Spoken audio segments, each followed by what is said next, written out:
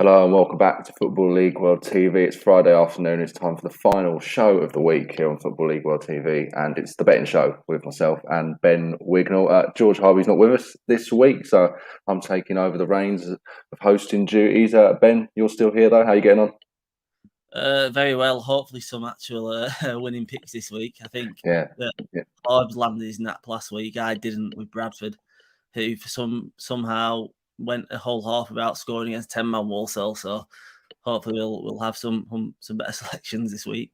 Yeah, we can hope. Surprised Harvey's not actually come and join us. Given that he brought one in, I thought he might at least pop in just to rub that in, but no, can do. Anyway, that's enough chit chat. Let's get straight into our banker for this weekend in the EFL.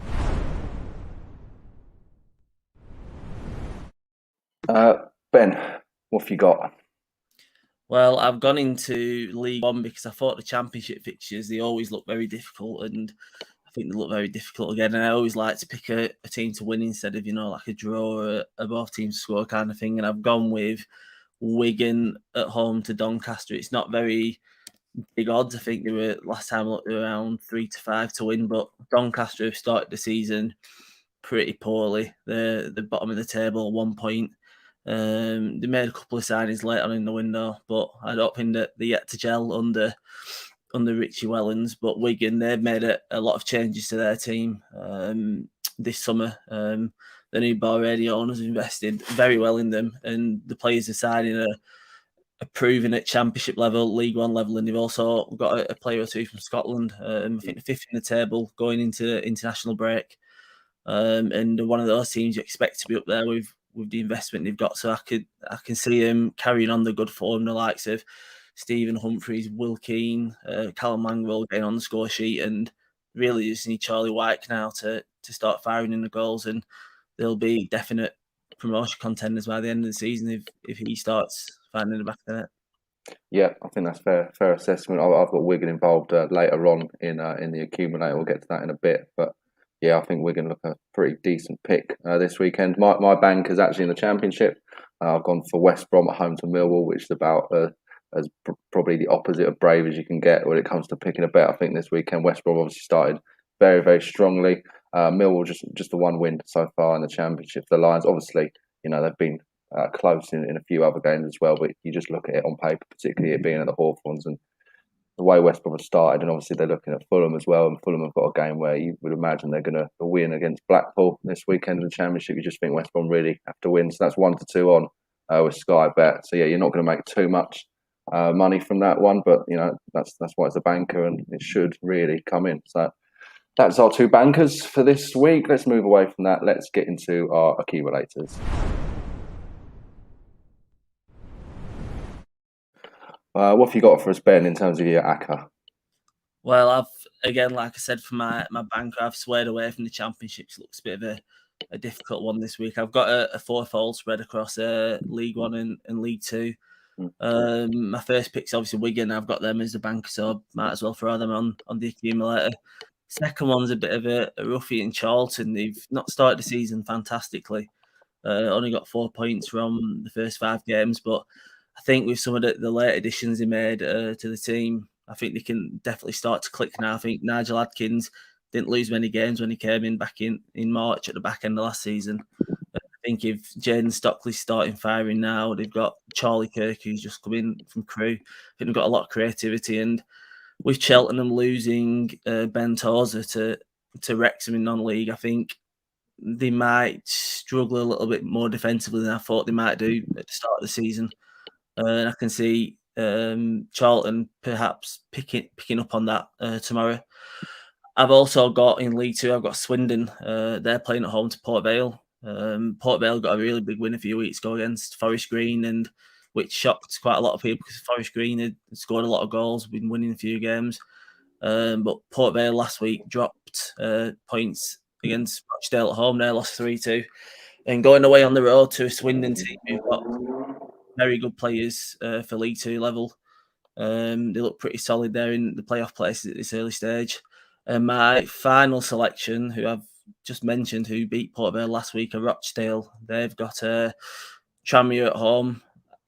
I wasn't too confident about Rochdale before the season, but by the time August came around, we made some decent signings. They've tapped into the loan market to bring in a few players, and I think they've got some very exciting players going forward. And Tranmere, even though they got a last-minute winner last time out, I think they're still a bit shaky at the back. And Rochdale going forward, they could capitalise on that. So I've got Wigan, Charlton, Swindon, and Rochdale, which totals a 14-1 accumulator. Not bad at all. Mikey was actually quite similar to yours. He got two legs the same. I've also got Charlton in there. I think, with the signs they made towards the end of the window, now a good opportunity for them to kick-start in League One. Obviously, Nigel Atkins will want to see that as well. It's the first chance for Charlton fans to see some of their new signs in action in a Charlton shirt. So at home to Cheltenham, they're 19-20 on with Sky Bet at the moment. So looks like they've got a very good chance of getting a win there. I've got a draw. I normally have a draw involved in my accumulator, so I've got Blackburn and Luton involved there, two sort of mid-table teams at this early stage of the Championship. So it's quite feasible that you could see the two of them sort of cancelling each other out at Ewood Park this weekend. Like you, Ben, I've also got Wigan at home to Doncaster. You only, again, have to look at the league table. Doncaster obviously struggling at this early stage. Wigan are really starting to find their feet now. They look like a team that's going to be there or thereabouts in the playoff picture. So you'd imagine that they're going to get a win this weekend against Doncaster. And then finally, I'm going to kick my accumulator off tonight, which might be a little bit risky, but with a League Two game, Harrogate at home to Newport. Newport are a pretty decent team. The way the table is, if they win their game in hand, they'll climb a lot of positions. But you just look at the way Harrogate has started, got a very impressive win last time out in League Two against Mansfield as well. It's just another opportunity for them really to keep making those statements as a team that's going to be potentially challenging for the playoffs at the very least, and even promotion. Obviously, at this early stage, they're leading the way in the fourth tier. So that's my fourfold accumulator with Sky Bet. It's just over 20-1, £20.36 to 1. So probably worth a punt, worth a quid to throw away, I'd imagine. And that's our two accumulators for this week. Let's move away from that. Let's look at the two value bets that we've picked out this weekend.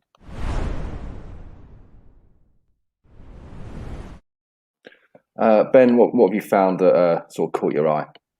Well, the fact that Salford have started the season pretty poorly means that I think that Bradford are a decent bet away from home at 21-10. Obviously, Salford have not spent big, but they brought some big name players in for League Two level this season. Gary Boyer in charge as well, but they started the season really poorly. They did beat Newport 3-0, which was a good.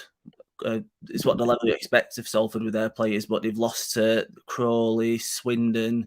They drew with Sutton at home, and in the international break, they did play in they lost to Carlisle, who are a decent team, but you would have expected the players on the pitch there. They would have got maybe at least a draw to capitalise on that win against Newport. And I just think Bradford, even though obviously they were our bankers last weekend and they didn't quite get the job done against 10 men, I do feel that they're just very solid all over the pitch.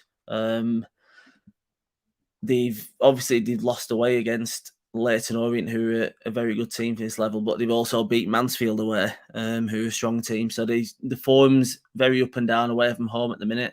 But I think they might just get a narrow win at Moor Lane. But now I've said that, Salford just could come out all guns blazing and smashing off the park at 3 or 4 0 like they did against Newport. But I'm hoping that Bradford bring their A game and they can probably not play Salford off the park, but they can use their experience at this level to get a win.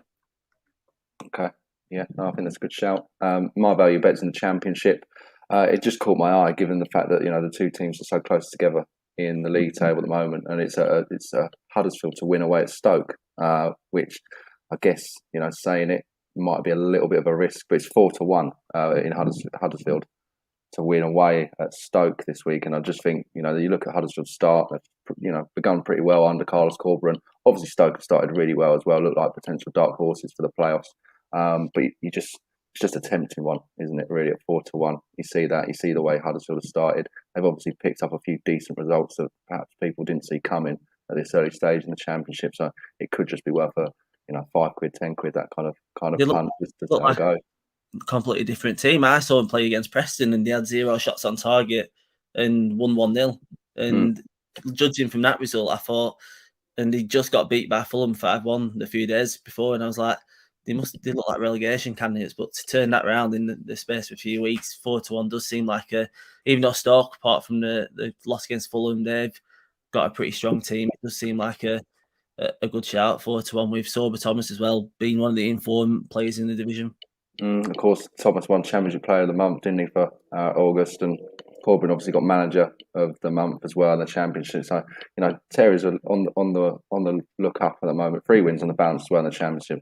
I just think 4-1 is so tempting. You might as well stick a little bit on it just to see what you can make. But in saying that, obviously Stoke, as you mentioned, they've been a very decent team too, and they'll be looking to want to bounce back from their defeat at Fulham last time out before the international break. Okay, that's our value bet. Before we leave you, we're just going to pick out 2 wild cards this weekend in the FL.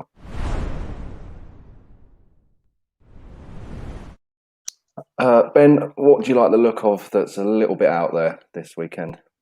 Well, whilst I was searching for an angle for this, my match result and both seemed to score 1 in the first week. Didn't play out. Now we did my anytime goal score on last week, but I was looking at set piece goals this week, and 2 teams that have scored the most in their respective divisions are Wimbledon with 6 in League One so far, and Leyton Orient with 5.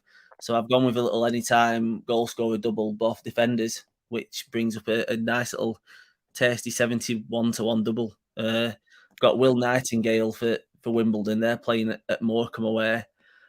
He's got 2 goals in 6 games this season so far, and I think he's big aerial threat for the Dons, and they can get a few corners and free kicks whipped in, and he could potentially get his head on the end of one again. And similarly for Leyton Orient, they've got Oldham at home, who are a pretty weak team at the minute. They've got a lot of unrest off the pitch, which will probably be getting to the players to an extent as well.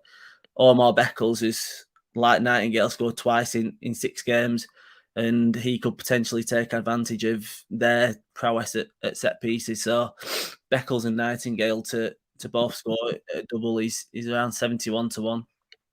Yeah, that's really impressive. It also makes mine look pretty poor this week. Yours is you've definitely struck me this week, I think. Went out where that 3-3 you did for the first week. Was it Swindon Mansfield? And yeah, that's made me go outside. Got nowhere near it either.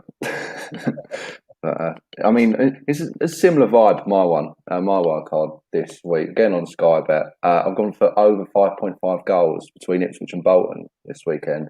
12-1 shot, so a hell of a lot less steeper than your particular wild card this week, Ben. But you only have to look at the league table and you look at the games that the 2 teams have been involved in so far this year. It just seems like it's perfectly written for goals to be in this game between the 2. Bolton have scored 9 and conceded 8 so far in the league, and Ipswich have scored 8 and conceded 10. Obviously, while they're still looking for that first win in League One this season, despite all the big transfers they made in the summer. Paul Cook's still clearly looking for that that winning method. And obviously Bolton have started really well, getting back into League One. Obviously sitting mid-table at the moment, so you just look at it. It could be a really entertaining game. 2 teams that like to play on the front foot. 2 teams that obviously want to go out and win the game with good attacking football. But of course, at the back they've still got a little bit of work to do as well in terms of tying it up. So yeah, that's the whole point of me going for over 5.5 goals. With that one, it's 12-1 with Sky Bet, and that probably means we've queued a 0-0 for that particular match at Portman Road. But we'll see what happens this weekend. Well, that brings an end to this week's betting show. A little bit shorter than usual. Obviously, we know George Harvey around as well. We've had one less person to offer you a few tips for this weekend. But hopefully the ones we have given you will come in. You can make a little bit of money, but please do, of course, bet responsibly if you do place anything over the course of the weekend.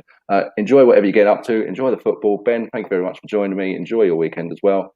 And that's it for Football League World TV this week. Please subscribe to our YouTube channel if you can, and we'll talk to you next week.